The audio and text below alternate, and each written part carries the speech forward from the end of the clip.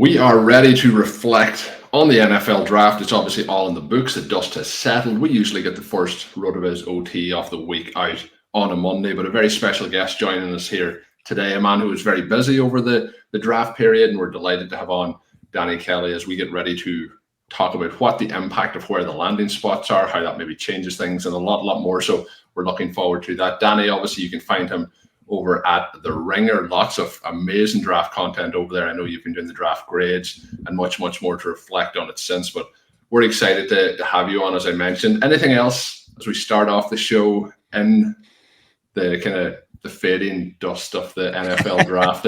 What's the plans here? We're in this period where we wait and wait for the draft. The draft's here, and next thing it's like, okay, the NFL season. We're like, there's no stopping. What's next for Danny Kelly here before we actually get into the nitty-gritty of the draft? The big thing is we're switching so we do a podcast, the Ringer NFL Draft Show, during the draft season. Then we switch it back to the Ringer Fantasy Football Show during the off season and regular season of the NFL season. So we're switching back to the Ringer Fantasy Football Show today, in fact. And so, yeah, there's no rest for the weary. We're just kind of getting right back into it.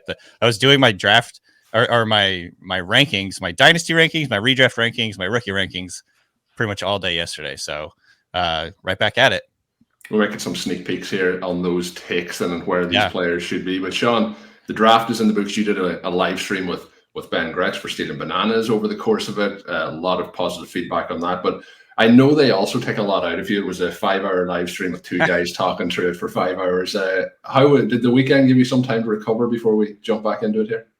It did. And it feels like I have rankings for so many different formats, and you're just wondering, which players you somehow missed on your spreadsheet. And then obviously which guys you're wrong on, which is one of the reasons I'm so excited for this show. It's one of my favorites every year. Danny, last year and this wasn't any kind of, like bold take or anything like that, but just a very, I think, mature is the word that keeps popping in my head. That's not really what I want either. But basically, you were saying that you didn't want to essentially double count or worry too much about this information processing thing that was getting so much coverage with Bryce Young and CJ Stroud, because you didn't feel like we knew what to do with that yet, and you were going to evaluate these guys on the field. And certainly having Stroud go on to look like an instant superstar and Young go on to look like a bust doesn't indicate that that piece of information is going to necessarily be long in the wrong term. But certainly if that was something that people were heavily weighting last year, it caused some problems for them.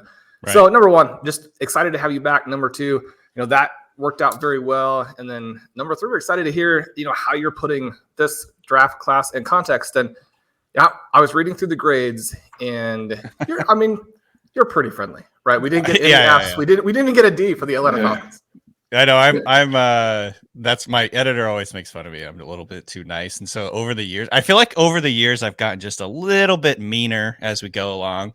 My overall draft grades for all the teams was just like a B average. I saw some like people collected all the draft grades and put them together, and I was like kind of like right in the middle. So I'm gradually starting to get meaner. I'm trying, but also at the same time, like I give some of the teams sometimes the benefit of the doubt for a lot of these players, just because I don't know exactly how they plan to use them. So I give them a little bit of a benefit of doubt a lot of times. I think sometimes when your process is really obviously bad, then I tend to just talk about that. But I'm an optimist by nature.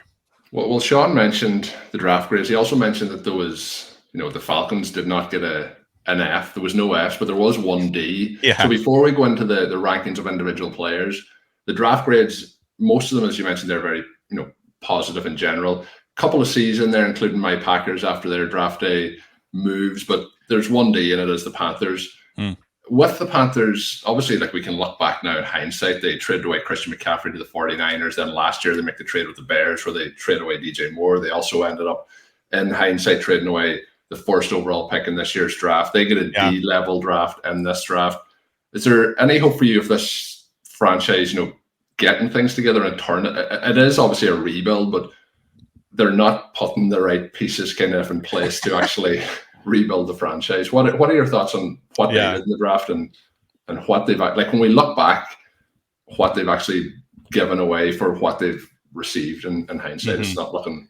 If this was a dynasty trade, we would be tearing it apart. Right. Well, I think obviously to start with, they started off kind of with a huge disadvantage in the fact that they gave up the first overall pick. Like they're just sitting there without a first overall pick. Obviously, that would have been really nice to have, especially in the context of how Bryce Young played as a rookie, especially in the context of how CJ Stroud played as a rookie. So I think there's a little bit of like, just that taking that into account in part of their grade. But I also just didn't really like the Xavier Legette pick for them. I don't know if Jonathon Brooks. I think they traded up for Jonathon Brooks, and that's not necessarily like a good process. I could be wrong about the trade up. I can't remember off the top of my head. It's been a long couple of weeks, but I just think like overall, I didn't come away inspired by the draft. I'm not a big Jatavian Sanders guy, although at that spot in the 4th round, that's totally fine spot for him to go off the board. I just think like, is he going to be better than Tommy Tremble? I'm not really sure, and so there's a lot of things about the draft. I was just like, I don't know if they really got that much better. I personally am not a huge Xavier Legette fan, I recognize his physical prowess and what he did last year, but I think generally speaking, like betting against guys who break out in their 5th year after doing almost absolutely nothing for 4 years is probably going to usually end up looking right.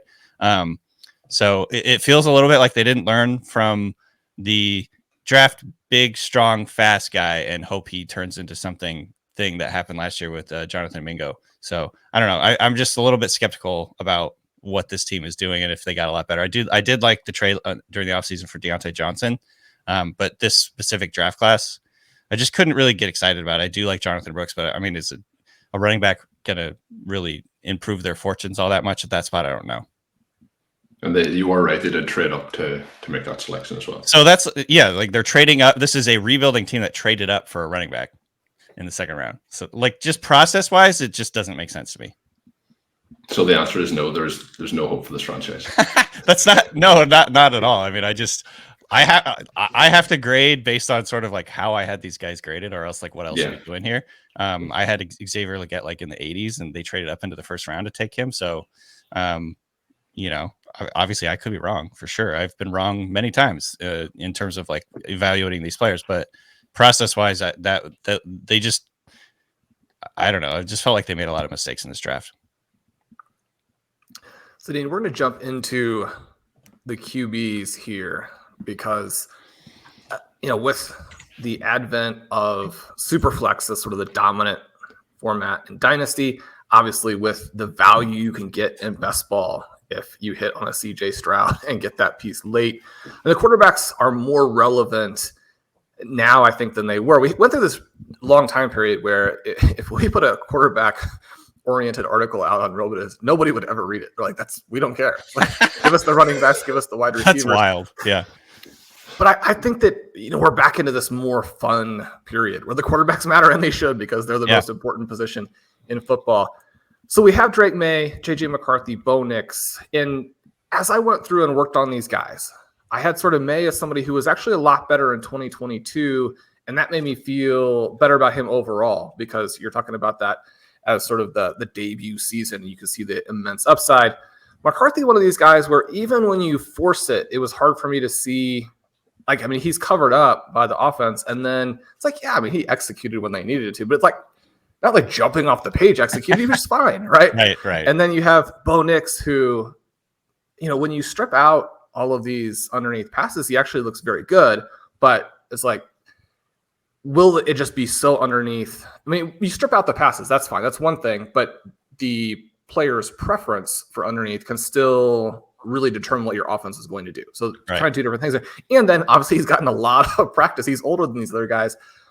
I would have loved to see Maye go into a great situation and have an excellent chance to succeed, because he seems like the guy. And maybe this is mean-spirited. I hope it's not. But I just would have liked to see McCarthy go into a more neutral situation just so that we could evaluate him better, as opposed to like you go from Michigan to the Minnesota Vikings. It's like, how is that fair to anybody else, right? But how should we be looking at these guys? Where's my evaluation wrong? Where does it need a lot more depth? And then how are you seeing where these guys are now? It sounds like I'm pretty in line with you in terms of how we see these quarterbacks. I feel like you're speaking my language a little bit on all these guys. Drake Maye was my second favorite quarterback. I have Caleb Williams as my top player in this draft, and I just think the physical traits and talent and natural abilities and just the way he sees the field and just the way he plays the game give him the potential to be a superstar in the NFL, and he gets a massive situation as well. Yeah, the massive benefit of landing with some good players around him. So like, this is a rare situation where Caleb Williams, obviously you want to temper your expectations for rookies, but it also wouldn't surprise me if Caleb Williams is just like a star immediately, just because of that situation in the landing spot. I don't even necessarily like love the coaching staff in Chicago. I just think they have a lot of good players around them. Drake Maye was my number two quarterback in this class. I just think, again, traits, talent, skill set, body, versatility. He can run. He's obviously we talk about Jayden Daniels being a runner, but like Drake Maye can run around a little bit too, and he scored a bunch of touchdowns in college. So I think he has that upside to be, a guy that can rush for a couple hundred yards a year and score some touchdowns on the ground. Jayden Daniels, I think, was one of the tougher evaluations for me during the season. I think obviously from a fantasy point of view, he has a massive amount of upside. I just worry a little bit about his longevity in the league, but in the meantime, like I'm sure he's going to be a really good fantasy scorer. So I have him ranked slightly higher than Drake Maye in my fantasy rankings, even though I like Drake Maye more.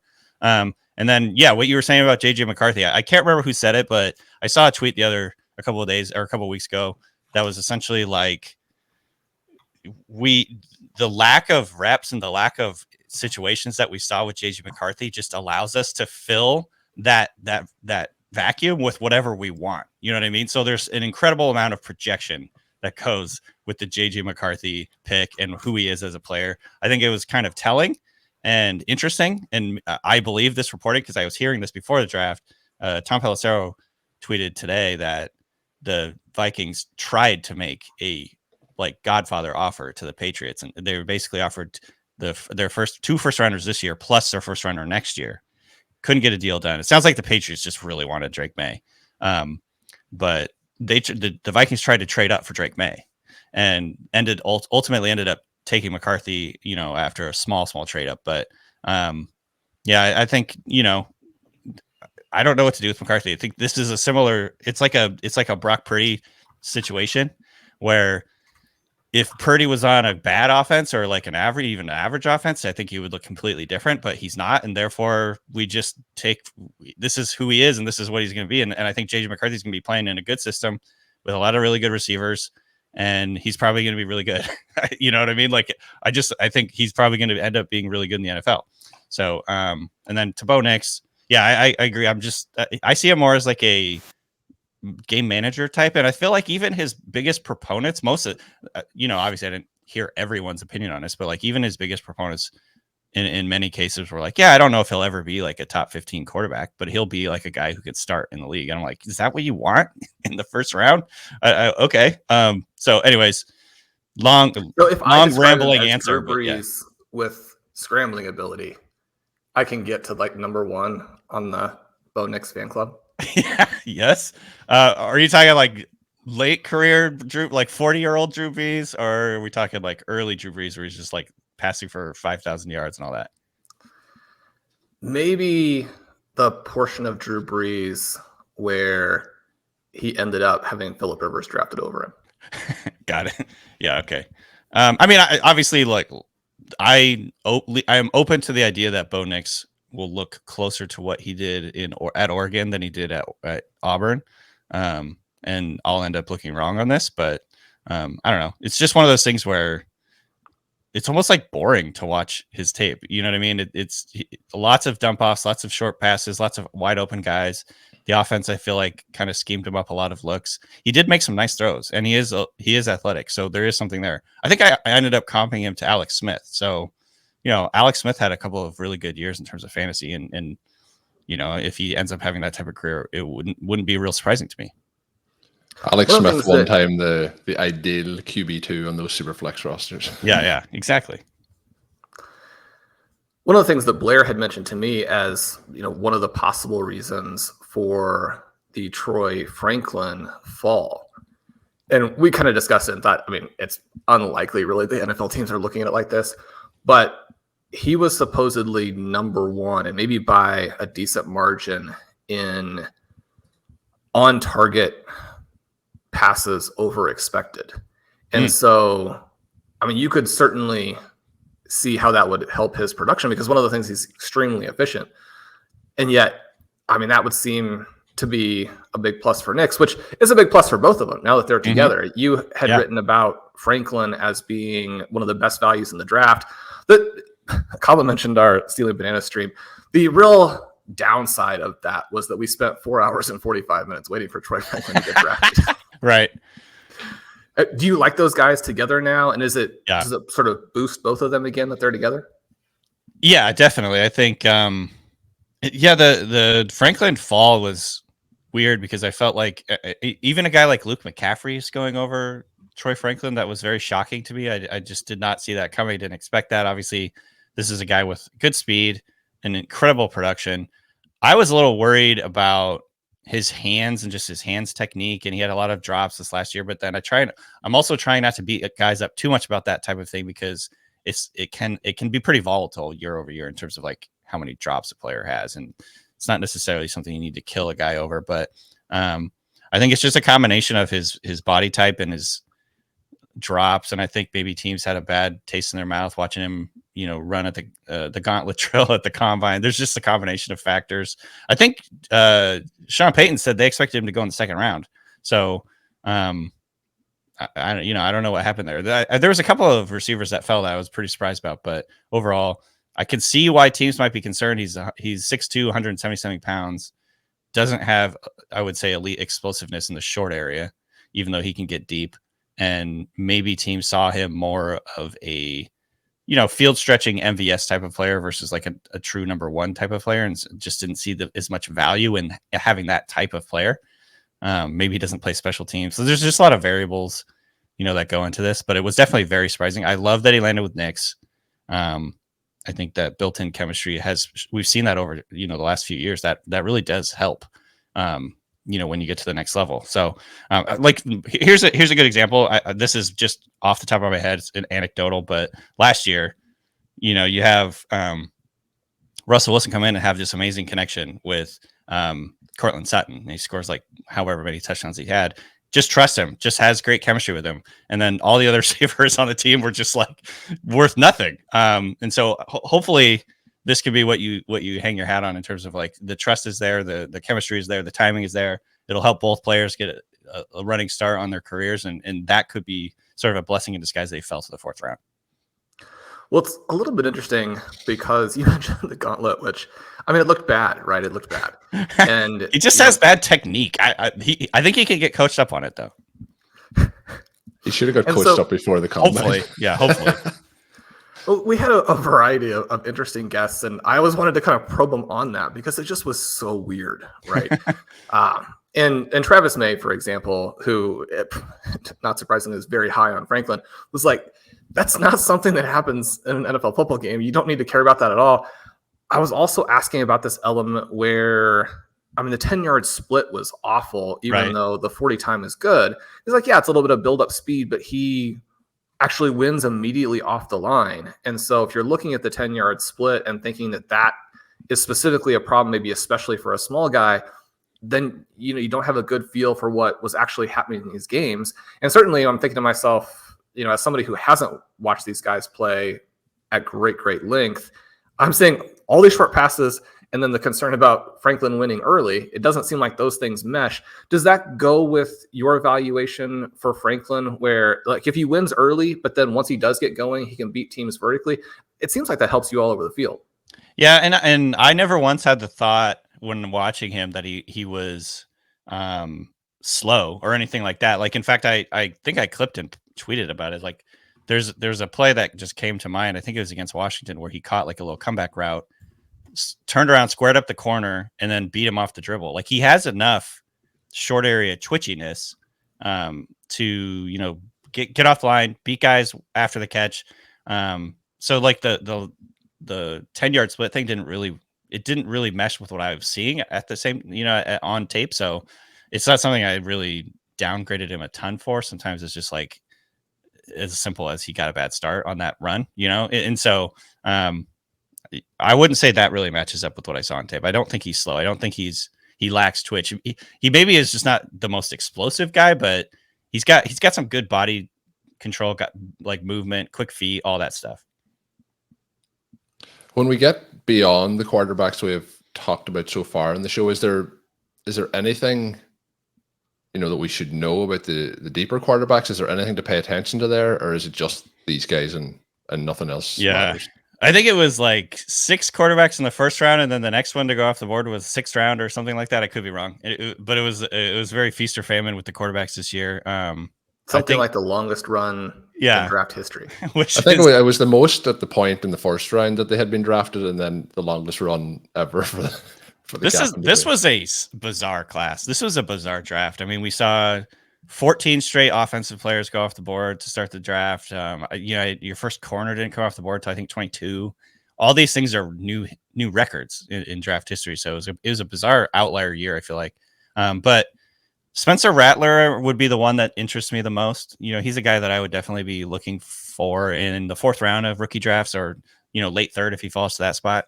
Just because, yes, Derek Carr is kind of locked in for 2 years in New Orleans, but I don't know. It doesn't feel like he's very good, and it doesn't feel like the team like really is behind him. Or at least the players. To me, like, I'm a big body language person. Like, I like trying to read the body language of coaches and players, and I don't know. Just feels like the fit with Derek Carr and that team is not great. And so I don't have high hopes for Spencer Rattler, because I think he's a 6th. I think he was a 6th rounder, right? He's a 6th rounder he's our 5th rounder.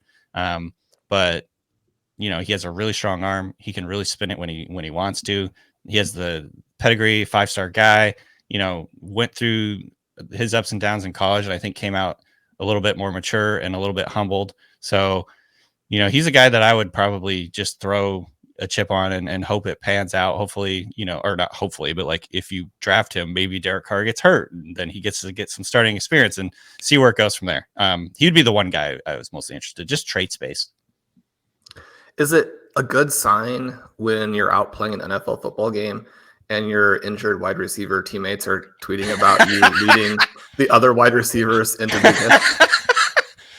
I know that's a rhetorical question, but no, it's not a good sign at all. I just think it's so and also just he's not Derek Carr does not feel like a good fit to me for what they have. Like, Chris Olave is their true number 1, and Derek Carr doesn't want to throw it to him. You know what I mean? Like, it just seems bizarre. So I don't know. They're offense at the moment where it feels like the pieces don't all fit together. Right. Like, they have players for the positions, but the players don't work as a full offense.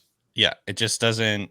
It's like stylistically, it doesn't make any sense to me. So I don't like. I would have rather they just kept and re-signed Jameis Winston or something and gone from that in that direction. So yeah, I don't know. I think that's the one.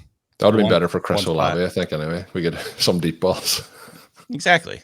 So that'd be the one spot that I look at. I'm willing to take a flyer on Spencer Rattler, see how it all goes in New Orleans. As long as we're on the Saints here, is this something where it would move Olave to? I mean, in most of the pre-draft stuff, he's going like early 3rd or last 3rd of the 2nd. That was kind of an awkward way to say that, but he seems like a guy who should be maybe closer to the 1-2 turn. I was looking in your write-up to see if you were going to go out on a limb and be like, Bub Means fixes their wide receiver depth problems, and I didn't see that in the write-up. No. Is there an element here where we should now be excited about A.T. Perry? And I've got Rashid Shaheed in some leagues, but he's not a guy who's going to draw targets probably, or at least the first season, the second season, both some promising things, but never the thing you really want, which is like this guy's going to emerge as like a full-time NFL player. How are you looking at that situation with the Saints? The Saints are a frustrating one. I really liked A.T. Perry. He was in my top 100 when he came out and ended up falling. It's one of those situations where I don't exactly know why he fell. He talked after the draft about teams had him as like a character red flag, and he was like, I don't know why. So that was kind of interesting that, first of all, that he mentioned it publicly. And but I think he flashed for sure. I don't think he was necessarily super efficient. He scored a couple touchdowns. He's a big play threat. He's probably never going to be a high volume guy. He's more of a boom or bust, highly volatile type of player if he is anything at all. And Shaheed, I don't have it in front of me, but I feel like he just wasn't playing enough. Like he was, being rotated into their offense. And I remember at one point, their head coach was saying something like, someone was like, "Oh yeah, Rashid Shaheed, he's just a spark plug type of player." I'm just paraphrasing. He's like, they were very excited about what he was doing, and the coach kind of walked it back. In fact, so yeah, I just pulled it up. He had a 58% snap share last year.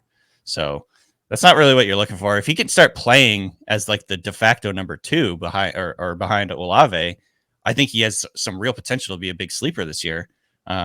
And give you some playable weeks. But if he's playing, 58% of the snaps, it's not going to happen. So especially in this offense where I don't have a lot of faith in Derek Carr and overall this offense scoring a bunch. So yeah, I would say I like Perry. He's probably going to be volatile. But if Shaheed can establish himself finally as the number 2, then there is something there. I like hearing you say that because as I sort of, I say finalizing, but finalizing the very first draft of some of these new best ball rankings, I kind of want Perry to be the last guy who shows up in like the final pick of round 20 on sort of our draft grid that displays there on the site. So we better move on to the running backs here. The first kind of macro question I wanted to ask, when we're looking at backs in the draft and we know that they fall, are there different thresholds? Are there different general areas of the draft that you're saying this separates a guy in terms of the draft slot did matter versus these other guys? Maybe it's just, where they landed.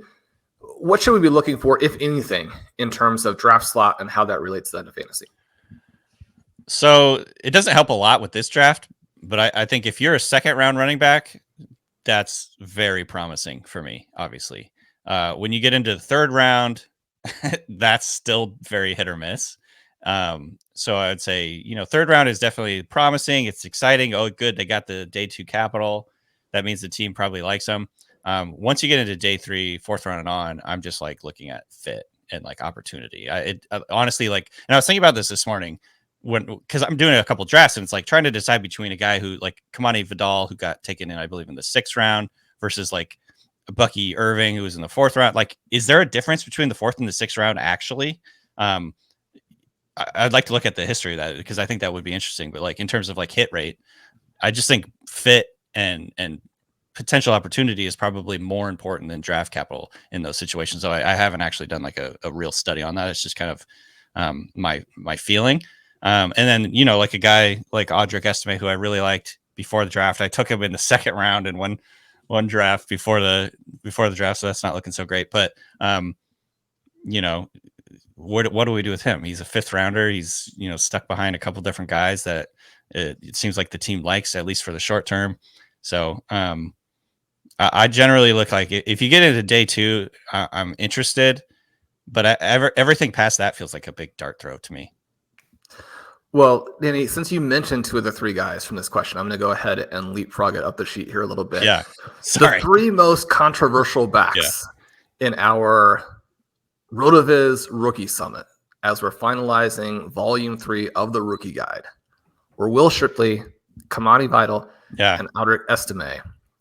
And so not knowing like which side people were on, you've got to solve this problem for me.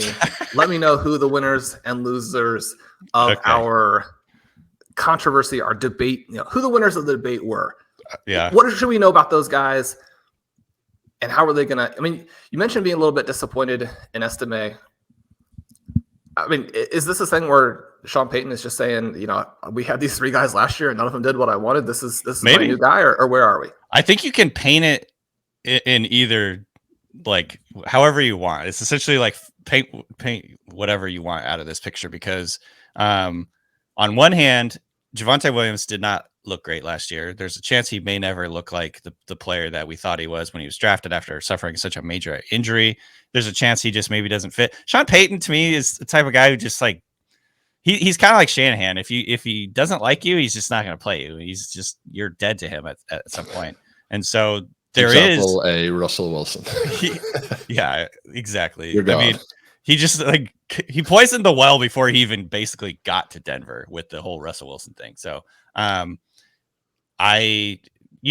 think you could say, oh, Estime, after this year, Javonte Williams, I believe, is not under contract. So in 2025 and beyond, maybe this is their new guy who's going to be like their lead back. But at the same time, they have Jaleel McLaughlin, who looked pretty good for them. They've got a couple other backs in there that are kind of rotating in. A 5th round pick does not really necessarily, the team is not going to be, loyalty or whatever next year if there's a guy that they like more.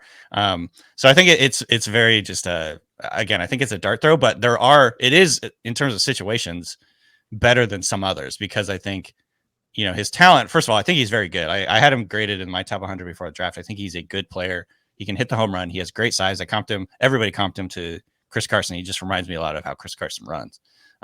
So there's a chance that he just way outplays his draft capital, but it just does complicate things. I hate to tell you this. Terrell Davis comp there? Sure. Why not? Yeah. I mean, it's funny because he tested so poorly, but you don't see that. That was never my thought. I mean, obviously these big guys are not necessarily like the twitchiest in the short area and like make guys miss in a phone booth. But he never, when I was watching, I was like, oh, this guy's slow, because he was hitting 50, 60-yard runs. And I'm like, this guy's running away from defenders, and, he's playing good teams. So I think he's the most interesting. This is going to probably make you upset, but I finished my rankings last night. I literally have it. I have it Estime, Vidal, Tracy, and Shipley all right in a row. So I don't know, like, you do whatever you want. Follow your heart on any of these guys. Kind of what I'm saying. I think Vidal is interesting because, in Los Angeles for the Chargers, they don't have like a real established guy that's like a star. They've got Gus Edwards, who is good and knows that system. He's probably going to be their lead guy. J.K. Dobbins, who's an absolute question mark. No idea if he'll ever get back to what he was before this massive injury, these 2 massive injuries, and then nobody. And they're going to run the heck out of the ball. They're going to run so much. So I like that situation. I was watching his tape again last night. He's got a little twitch to him. He's got the low center of gravity. He's good sized, good density. To me, he's like kind of the most interesting one of this. I think Tyrone Tracy is obviously very interesting because you didn't ask about him, but I'll just throw him in here anyway. He's like our favorite guy, and Blair and I had him just like ranked absurdly high, and I just kept moving him down. Like, Shawn, he's basically like a failed wide receiver who's 25 years old. Move him down your rankings.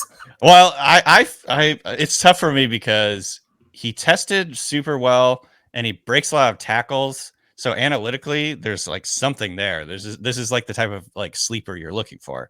But like when I watch him, I'm just like, I don't know. Like he looks okay. I think the bull case for him, and sorry, I think the bull case for him certainly is that he's going to be a big pass catcher for them, and obviously that's what you want. I don't think necessarily he's ever going to be a high volume runner, which is probably fine. It's probably better if he's like their pass catching guy. He can do some things in the passing game, move around the formation. That's where he could bring his special, I guess, style as a player and play. But at the same time, yeah, he's like a 24.5-year-old 5th rounder. So what are we really doing here? You know what I mean? And so I kind of just, honestly, this is stupid, but like, just like mixing in one of these guys in like every draft. Like, I'm not like super into any of them, but I'm not out on any of them either, if that makes any sense. I think to me, Estime, I'm falling back on my pre-draft rankings a little bit with Estime, where I really liked him. I liked his tape, and maybe this landing spot will work out. He's only 20 years old, so there's some room to grow there. He has a 5 years more time than Tracy. Yeah, so he has an NFL body type. He has an NFL style. He played, in a pro style system in college, all that stuff. Like, maybe there's something there. So I would say Estime is my guy in that little cluster. But then I'm just kind of like sprinkling in different guys in different drafts and hoping one of them hits, kind of deal. You mentioned about the 3rd round capital, but the 2nd round obviously been better than that. That's kind of pretty clear anyway. But right. Jonathon Brooks goes in the 2nd round. We get Trey Benson just at the start of the third round. So both of those guys going in that kind of range. There is other third round running backs we'll talk about in a moment, but from those, it could be the same. It could be the same, short term and long term outlook is better for one of these guys, depending on your thoughts on them. But the short term or long term value between the two of those guys, what is your thoughts on? Again, you mentioned earlier already, Brooks, the landing spot mightn't be ideal, but Benson looks to be in a better spot instantly. But what's your overall thoughts on those two guys? So I think this is a situation where I have sort of my bias and then I have my logical brain. My logical brain is Brooks is the better pick and he's going to go higher and he's probably going to have more value, at least early on, because he's probably going to be playing more. But I really like Benson a lot. Just watching him, so explosive, such quick feet, so powerful, such good balance, through contact, he can hit the home run. I think the big question with him, obviously was volume in his college career. And part of that, it might be just he blew out his knee really badly early on in his career. And then he landed in a situation, and we see college teams do this all the time where they rotated their running backs all the time. And so that's me making excuses for him because I see a really high level runner when I watch Benson. I'm like, this looks like a slightly less version of a Kenneth Walker, the type as a runner purely. I think there's massive. This is like the JJ McCarthy thing. There's things that I could like imagine him doing in terms of pass catching and all that. You see flashes of it. Like there's a catch he had. I can't remember which team it was against where he kind of like caught it and pirouetted and landed with his 2 feet in and kept running upfield. Like he has those skills. And so if he lands in a situation like in Arizona where they pass to the running back quite a bit and they generally have shown the willingness to give their lead back tons of volume. Yeah. I'm really excited about what Benson could do in Arizona long term. Plus, I think this is going to be good offense. I don't know if I can say that about Carolina. You know what I mean? This is a team that maybe is going to be playing with leads and getting their teams into the red zone and all that. So I think I have a bias. Just I really like Benson, and I have throughout the whole process. So this is probably painting, coloring my analysis a little bit. But I like the long term look of what Benson could do in this offense. In the SIS numbers, there was a huge split in terms of his evasion rate 2022, evasion rate 2023. Did you feel like that showed up when you were watching him play? I mean, not really. 2022 was better. Yeah. By a huge amount. I didn't notice it. Didn't feel like he looked worse to me in 2023 versus 2022. Maybe I'm not disputing the numbers, but it didn't look to me like he took a step back, from what he was doing. To me, the big question mark was not necessarily his tackle breaking and his explosiveness and all that. It was just like, is his vision good enough? Is he too much of a boomer bust runner? Again, like Kenneth Walker, who's, I think some people love him. Some people think he's annoying because his success rate isn't very good. I tend to be like, I like the explosive guys that can make something out of nothing. That's just like who I am. I have to accept that. I'm trying to learn and all that. But like, I love Kenneth Walker. And not just because I'm a Seahawks fan. I loved him when he was coming out of Michigan State. I remember like last year watching or during the draft process, I was like going back and watching. I can't remember who it was. Maybe it was Keon Coleman or whoever. Jayden Reed. And just rewatching Kenneth Walker's college tape, I'm just like, God, this guy was insanely good. I freaking love this guy. And I had the same sort of visceral reaction when I watched Trey Benson. So maybe I'll end up being really wrong and he's just going to be terrible in the NFL, but I just like really love Trey Benson.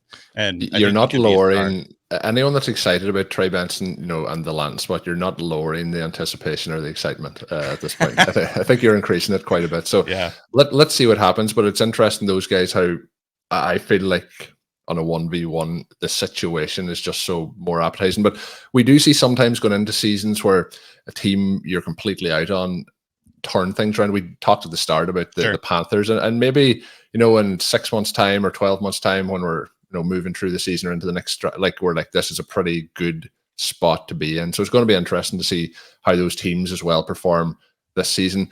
Some of the other players that went in that kind of range on day two were Blake Corum and Marshawn Lloyd. Mm-hmm.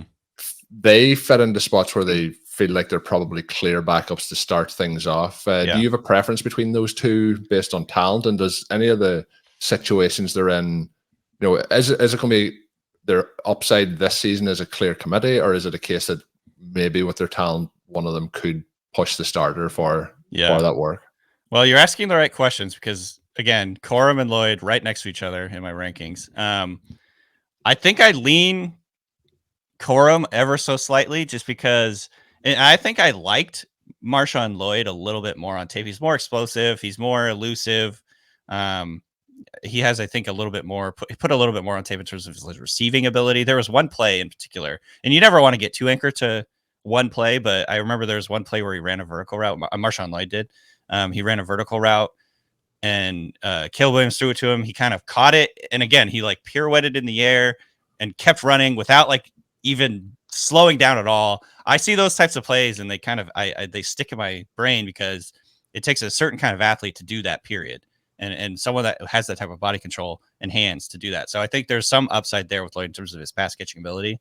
But the big thing, and this is the tiebreaker for me between those two, is Lloyd fumbled an awful lot in college. And that to me is scary from a getting into the coach's doghouse and never getting out point of view. Even if you're a talented runner, if you do boneheaded things, a lot of times coaches don't forget that. And then you're stuck in this contract for 4 years. And by the time you get out of it, you're not forgotten a bit. Yeah, exactly. Like the NFL has moved on. And Corum, on the other hand, is like a coach's dream. You know what I mean? I don't think he's nearly as elusive or explosive as Lloyd, but he does everything well. He does everything right. He's always where he needs to be. I think, again, he's probably going to be the backup, almost surely going to be the backup to Kyren Williams. But Kyren Williams is not a big man.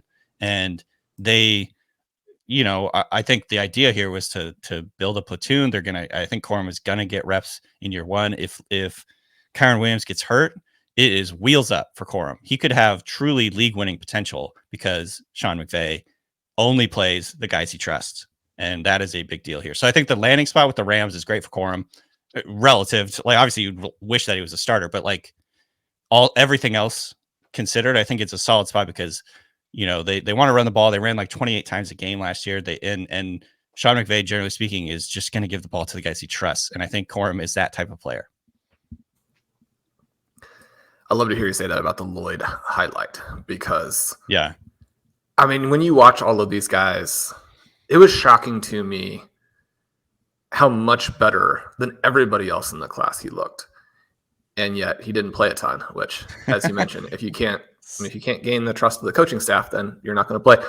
3 guys that I think are extremely intriguing now that we know where they're going to be and approximately where the NFL, or at least the individual team. That's one of the things I always try to, point out to people when they're like, oh, well, the draft slot this, the draft slot that. It's like, you're getting information from one team. Now, granted, it's the team that gets to give out the workload. Right, so that's very important. But, and you mentioned like with the Broncos and Troy Franklin, the teams that liked a guy earlier may not have had a pick in that range or the right need at that time. So you're certainly not getting like some kind of wisdom of crowds effect with this here. But I like where these guys went. Jaylen, Wright, Bucky, Irving, Ray Davis. Mm-hmm. Are these instant committees now? Now, obviously, the one with the Dolphins is more complicated and both higher upside, but also potentially frustrating because it's 3 guys.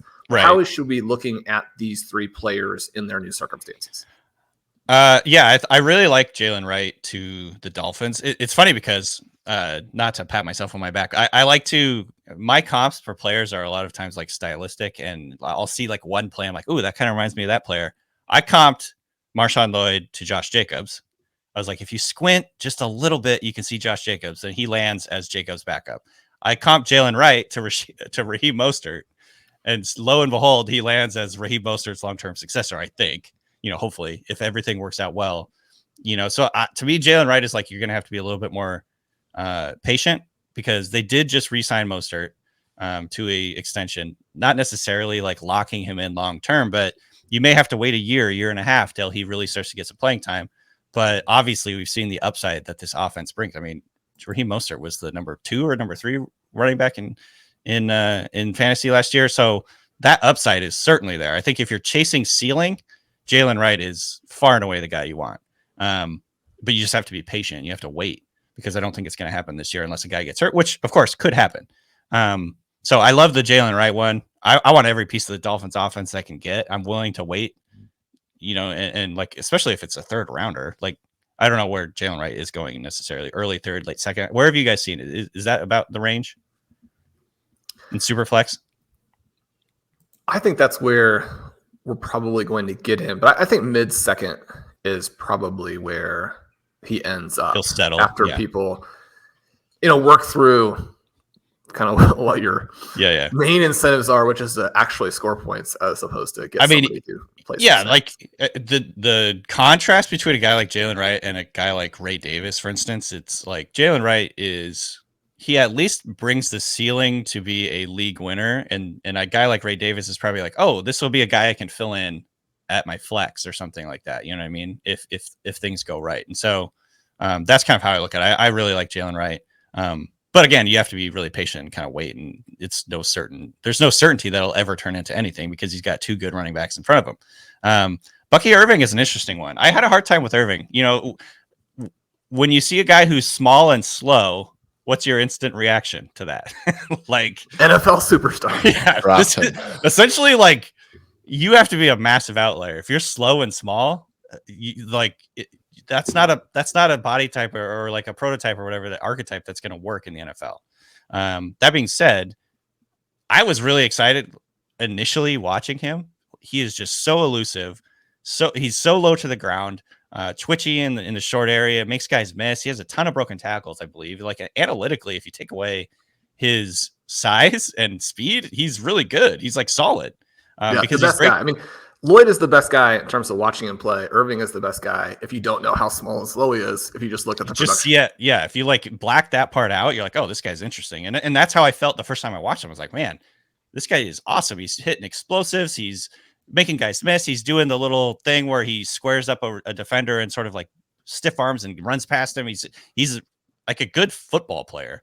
So I think there's a world in which he turns out to be obviously this is the comp everybody uses all the time, but like a James White type of player where you use him as a pass catching satellite back that is really reliable and can make guys miss.